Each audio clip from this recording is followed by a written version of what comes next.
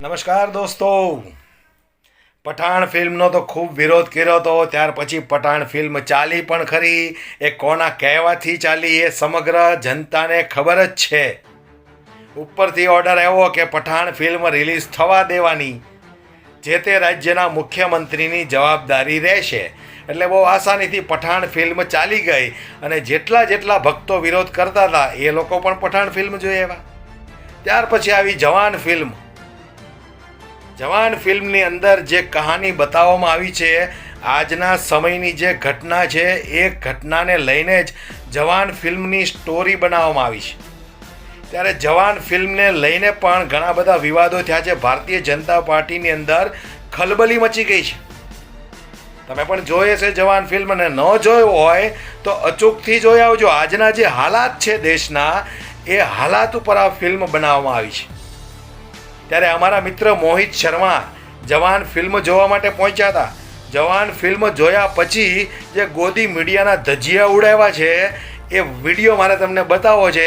પણ વિડીયો વધુમાં વધુ શેર કરજો અને પૂરેપૂરો સાંભળજો કે આ ગોદી મીડિયાની કેવી ધોલાઈ કરી નાખી છે. સાંભળો તમે મોહિત શર્માને. अच्छा, कौन सी जनता को? इतनी सारी जनता है, 1 मिनट घुमा दीजिए भाई, एक बार प्लीज पीछे आइए. आप चुनना चाहते हैं मोदी जी को? चुनना चाहते हैं? हाँ, इधर आके बता ना भाई, इधर आके बताओ. भाग क्यों रहे? अरे सुन तो लो, कितने पढ़े लिखे हो? हैं? लॉ कर रहे हो? इस देश के अंदर पता है आपको कौन सा स्तंभ है मीडिया का? बताइए कहाँ से लॉ कर रहे हैं, बताइए. चौथा स्तंभ कौन से? 4th पिलर बताइए इस देश के. अरे बताइए ना, इस देश में ये लॉ कर रहे हैं, ये इस देश का भविष्य है. इस देश के अंदर खाली डिग्रियां लेने से लॉ नहीं होती है. मैं भी लॉ स्टूडेंट हुआ हूँ ना.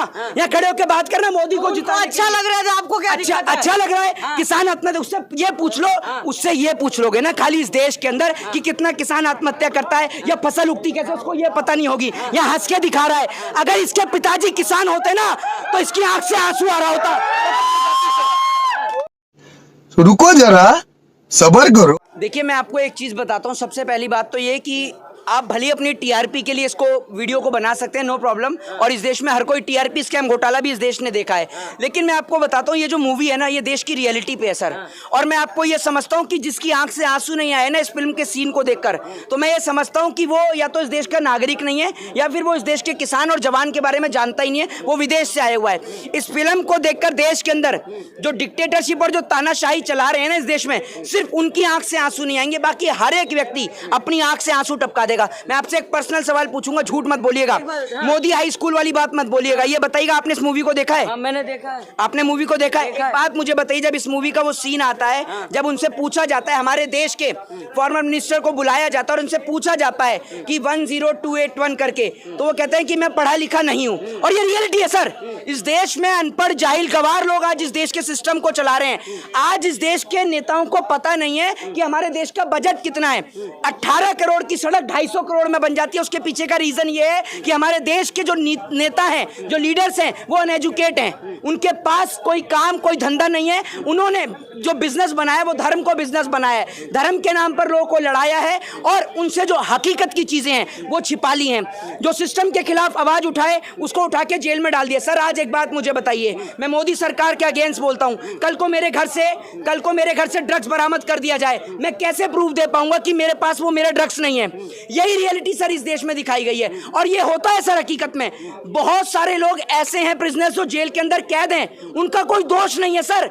आज तक उनका कोई दोष नहीं है, लेकिन वो जेल के अंदर सजा काट रहे हैं. ये इस फिल्म के अंदर दिखाया गया. एक बात मुझे बताइए, मैं मोदी जी के अगेंस्ट बोलता हूं, कल को उठा के मुझे जेल में डाल दिया. सर, मेरे को हर जगह से कॉल्स आती है, थ्रेड आती है. मैं पुलिस को 1000 कंप्लेंट दे चुका हूं. ठीक है. दूसरी बात ये कि कोई कार्रवाई नहीं, कुछ नहीं. कल को एक बात मुझे बताइए, कल को एक मेरा किसी ने शूट कर दिया, मेरे को गोली मार दी, क्या होगा? कुछ नहीं होगा. इस देश के लोग इतने बदतर हो चुके हैं कि 4 दिन 5 दिन सड़कों पर कैंडल लेकर निकलेंगे, उसके बाद सब भूल जाएंगे.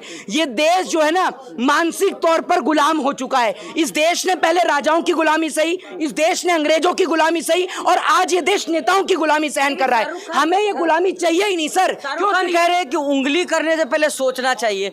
क्या इशारा किधर है सर? उंगली करने से पहले क्या, एक बात आप मुझे बताइए, आप इस देश के किसान को उंगली करते हैं, ठीक है? जब वो किसान किसान सड़क पर आता है ना तब आपको पता चलता है, ठीक है। उसके बाद में ये कि जो उंगली वाले जो सीन है जो मैं आपको बता दूं, जो उन्होंने बोला है वो बोलते हैं आर्यन खान को लेकर, आर्यन खान वो आर्यन खान जिनके ऊपर ड्रग्स का आरोप लगाया गया था। आप सभी को पता होगा कि आर्यन खान के ऊपर ड्रग्स का आरोप लगाया गया था सिर्फ इसी वजह से। दूसरी बात यह कि आज भी देश के अंदर ऐसे, मैं कहता हूं कि इस देश में आज भी ऐसे थर्ड क्लास लोग हैं जो इस फिल्म को बिना देखे उसका बायकॉट कर रहे हैं। सर एक बात मुझे बताइए, इस देश के किसान को वाकई में आत्महत्या कर रहा है सर वो, हमारी गवर्नमेंट डेटा नहीं दे रही है, गवर्नमेंट के पास अब डेटा नहीं है। पहले गवर्नमेंट डेटा दिया करती थी कि कितने किसान ने आत्महत्या करी, आज गवर्नमेंट के पास में किसान की आत्महत्या का डेटा नहीं है, गवर्नमेंट के पास में महंगाई का डेटा नहीं है, गवर्नमेंट के पास में बेरोजगारी का डेटा नहीं है, गवर्नमेंट के पास में इस देश में कितनी महिलाओं के साथ बलात्कार हुआ, रेप हुआ, इस बात का डेटा नहीं है। काय बात की गवर्नमेंट है, काय बात की गवर्नमेंट है। फिल्म में से और क्या इस फिल्म का सीन सुनिए,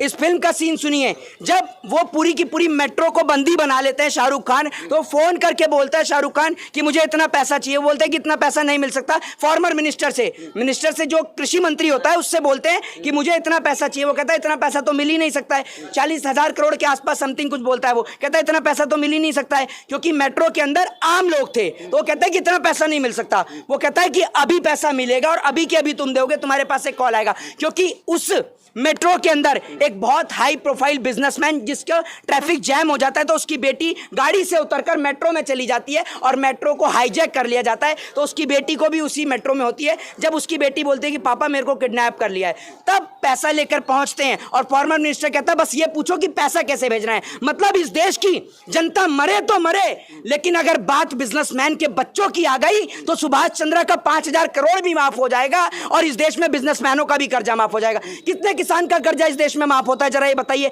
सरकार से बोल लो ना एक बार कि किसान को एमएसपी चाहिए अपनी फसल पे, सरकार की मां मर जाती है एमएसपी देने पर, न्यूनतम समर्थन मूल्य देने पर फसल पर। तो कह रहे किसान निधि मिल रहा है, किसान निधि कितने रुपए किसान निधि मिल रहा है और कितने किसान को मिल रहा है इस देश में?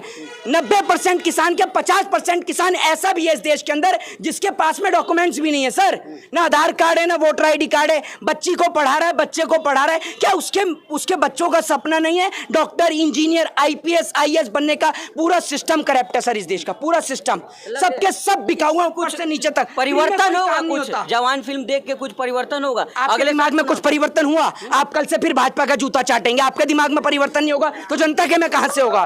माइंड तो आपने लोगों को चेंज कर रखा। हम मतलब आपको कहीं से जाकर के मीडिया पे आ जाना है, मीडिया पे इस देश की मीडिया क्या चला रही है जरा आप जाकर देख लीजिए। इस देश की मीडिया चलाती है पाकिस्तान में हिंदुओं को खाना नहीं मिल रहा, जैसे यहाँ के हिंदुओं को तो काजू बादाम पिस्ते की रोटी परोस रहे हैं। बेवकूफ वाली बात करते हैं, बताइए ना आप मुझे।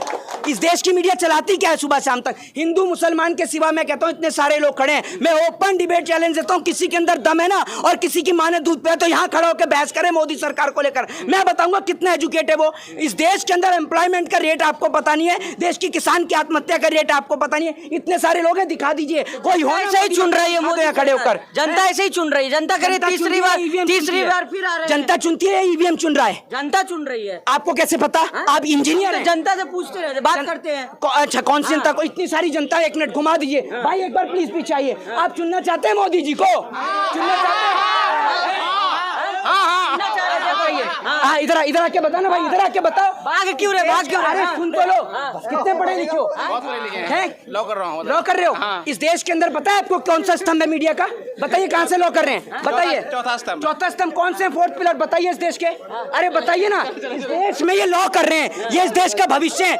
इस देश के अंदर खाली डिग्रियां लेने से लॉ नहीं होती है। मैं भी लॉ स्टूडेंट हुआ हूँ ना, यहाँ खड़े होकर बात करना मोदी को जितना अच्छा लग रहा है आपको? क्या अच्छा लग रहा है? किसान आत्महत्या, उससे ये पूछ लो, उससे ये पूछ लोगे ना खाली इस देश के अंदर कि कितना किसान आत्महत्या करता है या फसल उगती कैसे, उसको ये पता नहीं होगी। यहाँ हंस के दिखा रहा है। अगर इसके पिताजी किसान होते ना तो इसकी आंख से आंसू आ रहा होता। अगर इसके पिताजी किसान होते या घर से कितने लोग हैं आर्मी में? कितने लोग हैं इंडियन आर्मी में? नहीं है, नहीं है ना? कभी नहीं जानता कि किसान और जवान की कीमत क्या होती है। हम जानते हैं सर, क्योंकि मेरे घर से, मेरे परिवार से। मोदी मोदी क्यों चिल्ला रहे हैं? क्योंकि इनका मानसिक संतुलन खराब हो चुका है, ये समझ लीजिए। સાંભળ્યું ને? તો આ ગોદી મીડિયા છે. ગોદી મીડિયાને તો શું હોય કે સાહેબ ઉપરથી કે એટલું બતાવવાનું, સાહેબના વખાણ કરવાના, વાત સાચી હોય તો પણ ભલે, ખોટી હોય તો પણ ભલે, પણ જે રીતે મોહિત શર્માએ આ ગોદી મીડિયાની ધોલાઈ કરી છે એવી જ રીતે દેશનો હરેક નાગરિક જો સજ્જન અને સચ્ચાઈથી પણ જેવી રીતે ગોદી મીડિયાની આ મોહિત શર્માએ ધુલાઈ કરી છે એવી જ રીતે દેશના દરેક નાગરિકને સત્ય બોલવાની હિંમત રાખવી જોઈએ. દોસ્તો, વિડીયો વધુમાં વધુ શેર કરજો, દરેક લોકો સુધી પહોંચે.